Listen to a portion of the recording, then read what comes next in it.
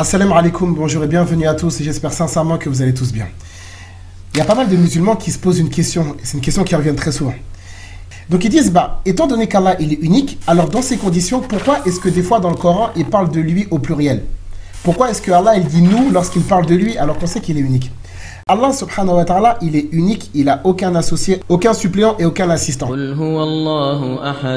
Donc lorsqu'il va dire nous, c'est pas un pluriel de nom, mais c'est ce qu'on appelle un pluriel de majesté. Faut faire attention. Lorsqu'Allah il dit nous dans le Coran, en parlant de lui, c'est pour montrer l'étendue de sa majesté, l'étendue de sa grandeur, sa noblesse, et pour montrer ô combien il est glorieux, subhanahu wa ta'ala. Ça ne veut pas dire qu'il est trinitaire ou autre.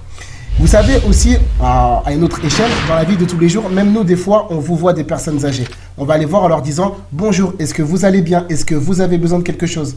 Alors que cette personne-là, elle est toute seule. Mais sauf que par respect, on ne va pas la tutoyer, mais on va la vouvoyer. Donc ça veut dire que, bien sûr, à une autre échelle, même nous, des fois, ça nous arrive de le faire.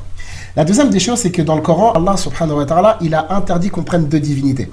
Dans la sourate 16, verset numéro 51, Allah il nous dit « Wa qala Allah la tattakhidhu ilahayn ithnayn » Donc ça veut dire dans ce passage-là, Allah il a interdit de prendre deux divinités.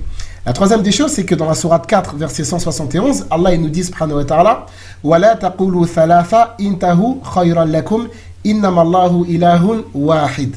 Donc dans ce passage-là, après avoir interdit deux divinités, Allah maintenant il interdit de prendre trois divinités. Et la quatrième et dernière chose, c'est que dans le Coran, Allah il parle de lui avec plusieurs pronoms différents.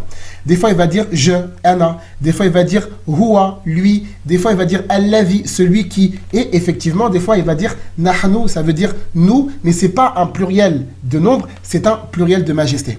Donc j'espère que cette vidéo vous aura été utile, profitable et bénéfique, qu'elle vous aura permis d'enlever cette petite ambiguïté qui circule malheureusement beaucoup ces derniers temps sur les réseaux sociaux. Je vous donne rendez-vous pour la prochaine vidéo. Barakallahu fikum wa salam alaikum.